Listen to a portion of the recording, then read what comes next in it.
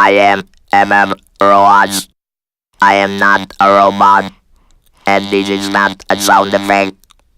This is my real voice. To be able to talk, I have to put an electronic assistive device on my neck.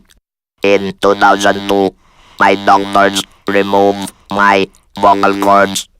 I was diagnosed with stage 4 cancer of the larynx due to excessive smoking. Based on a study, 50% of smokers lose their urge thanks to picture-based health warnings.